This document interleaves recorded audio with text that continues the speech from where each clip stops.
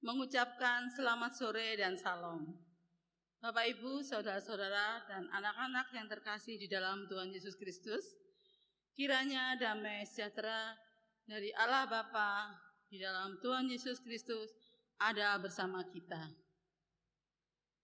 Pada sore ini dari tempat kita masing-masing, mari kita kembali membangun ibadah rumah tangga kepada Tuhan. Kami undang semuanya untuk bangkit berdiri. Kita siapkan Kidung Jemaat 161 bait 1 dan 2. Mari kita awali ibadah ini dengan sebuah pengakuan yang demikian. Sumber pertolongan kita hanya dari Tuhan Allah yang Maha Kuasa, Pencipta langit dan bumi, yang tidak pernah meninggalkan pekerjaan tangannya, namun kekal kasih setianya. Kasih karunia dan damai sejahtera dari Allah Bapa Tuhan Yesus Kristus senantiasa menyertai kita saat ini. Amin. Kita menyanyikan Kidung Jemaat 161 bait 1 dan 2. Segala kemuliaan.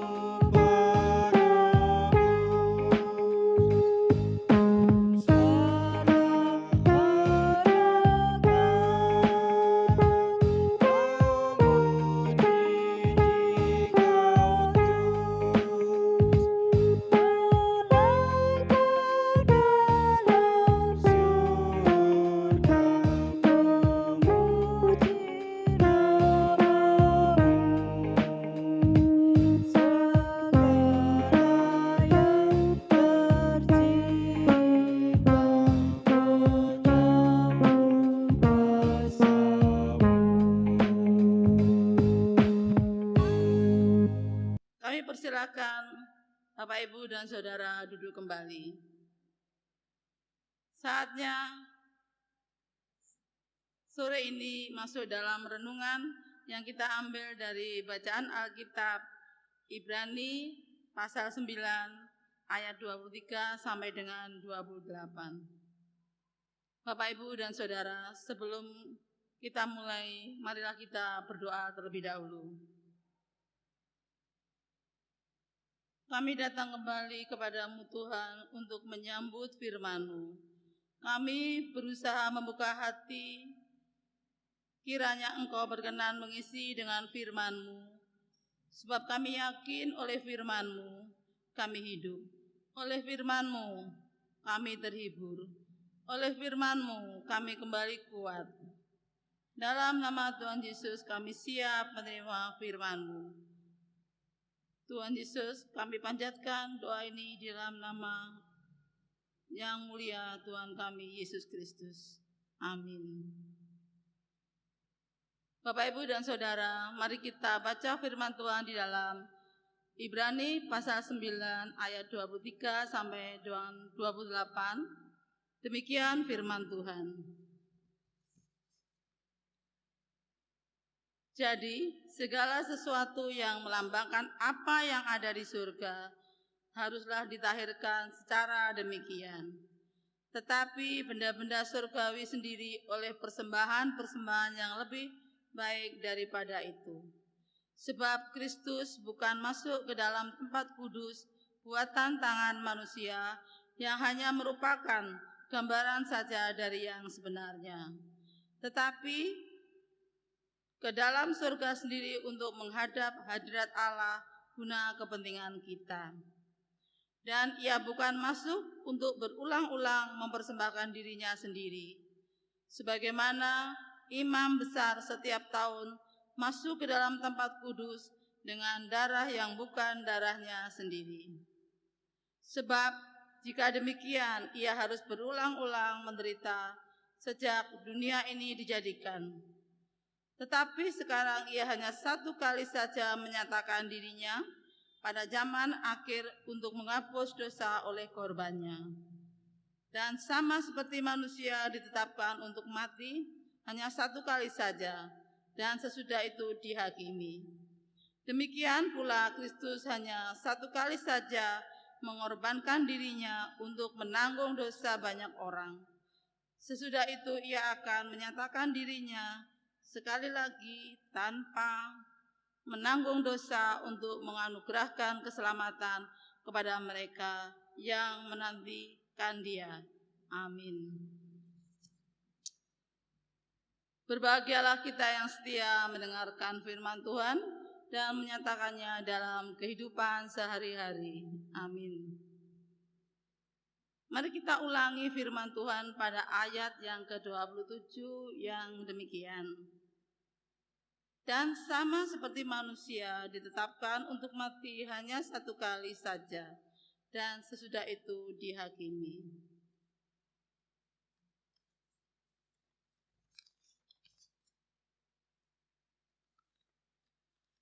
Bapak, Ibu, dan Saudara dikasihi Tuhan Yesus Kristus, judul renungan sore ini adalah makna kematian Kristus.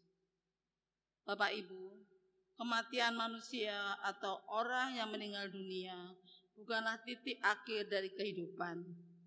Justru kematian dan meninggalkan dunia ini sebagai awal menjalani hidup yang kekal. Hidup yang sejati, bukan lagi yang fana, setelah melewati masa penghakiman. Demikian menurut penulis kitab Ibrani, sebagaimana didukung kesaksian Rasul Paulus dalam kitab 1 Korintus 15 ayat yang ke-20. Demikian firman-Nya.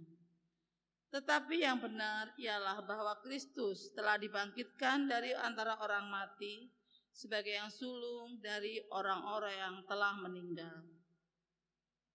Jadi jelas dan benar bahwa semua manusia nanti akan mengalami kebangkitan setelah kematian.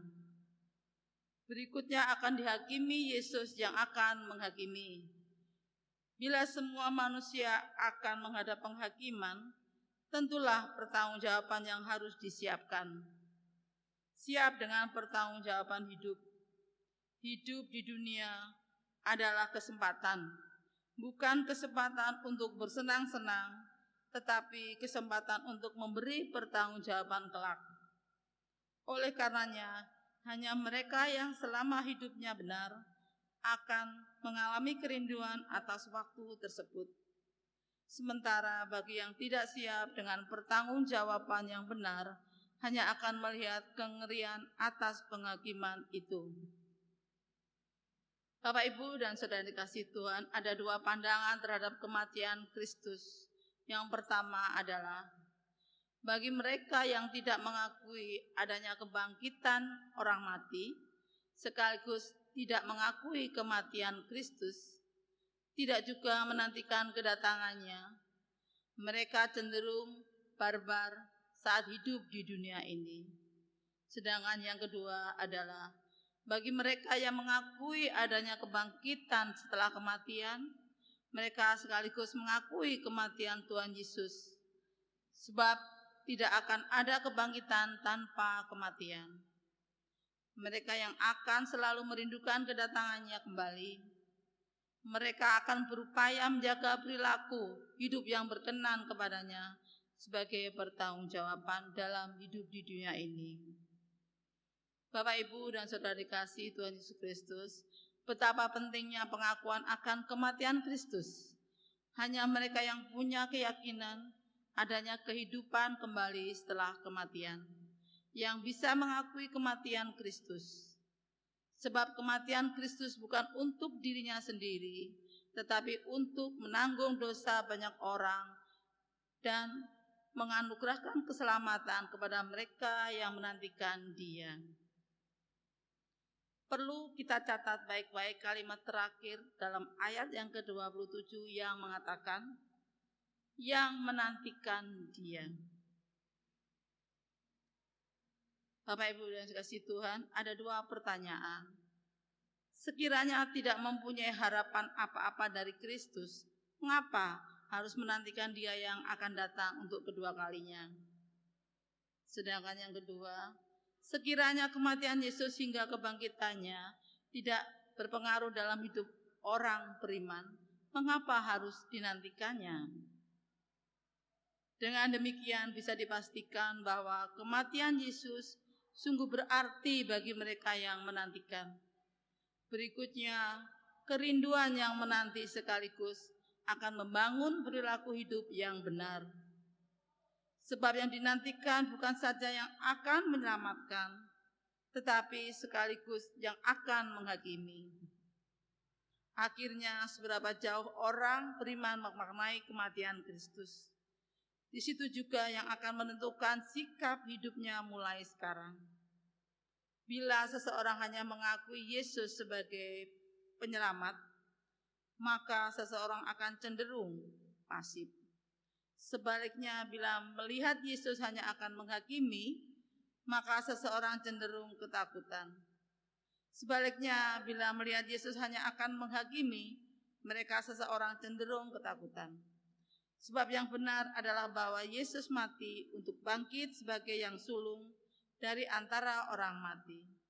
Dia akan kembali untuk menghakimi dan menyelamatkan orang yang menantikan Dia. Hakim sekaligus juru selamat sebagai kata kunci.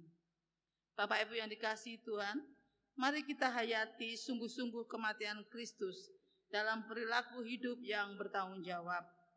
Akui Dia sebagai juru selamat bagi setiap orang yang menantikan kedatangannya. Hanya Dia yang dapat menolong dan menyelamatkan kita. Amin.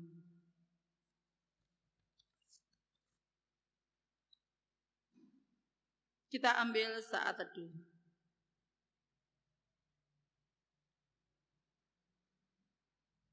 Terima kasih Tuhan atas firman-Mu pada hari ini. Kita sambut kembali menyanyikan Kidung Jemaat 157 bait 1 dan 2. Insan tangisi dosamu, sekaligus menghimpun persembahan.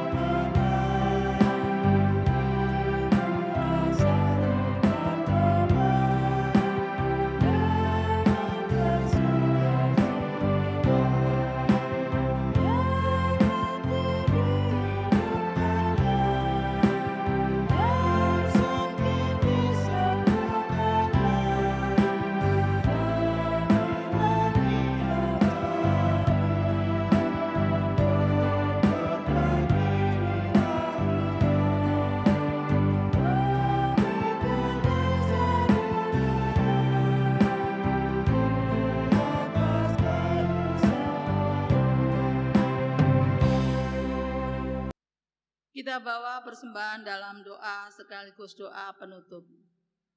Mari kita berdoa. Terima kasih Tuhan atas kasih setia dan penyertaan-Mu sepanjang hari ini. Engkau mengaruniakan kesehatan dan kekuatan dan memberikan kesempatan kepada kami untuk beribadah, memuji Tuhan dan mendengarkan firman-Mu di tempat kami masing-masing. Terima kasih Tuhan atas firman-Mu pada hari ini. Kiranya dapat memberikan tuntunan dan kekuatan dalam menjalankan kehidupan kami sehari-hari. Kami berdoa untuk bangsa dan negara kami, terutama dalam menghadapi pandemi COVID. Bagi para pemimpin dan jajarannya, berikanlah kebijaksanaan dalam menjalankan tugasnya. Bagi para pejuang kesehatan, berikanlah selalu kesehatan dan kekuatan dalam menghadapi tugasnya. Kami berdoa untuk saudara-saudara yang terdampak COVID, kiranya Engkau memberikan kesembuhan dan kekuatan dan memberkati mereka. Kami berdoa untuk jemaat-jemaat, khususnya jemaat GKJW Kertosono, dengan berbagai tugas dan pelayanannya, Engkau senantiasa menyertai dan memberkati mereka. Kami berdoa untuk keluarga jemaat GKJW Kertosono yang menghadapi pergumulan maupun sakit. Kiranya Engkau menilik mereka satu persatu. Yang sakit, berikan kesembuhan.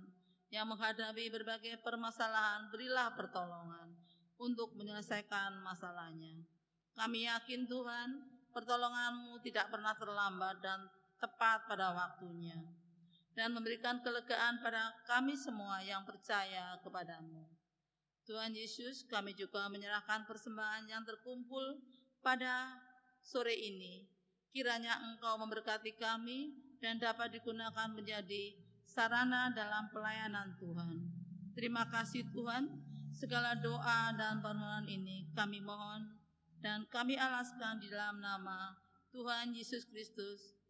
Kami mengucap syukur dan terima kasih. Amin.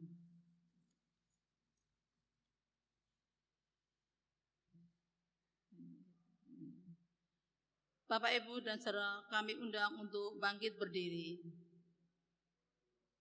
Kita akan menutup ibadah ini, dan sebelum kita beranjak dari tempat kita masing-masing, kita akan menerima berkat Tuhan yang demikian.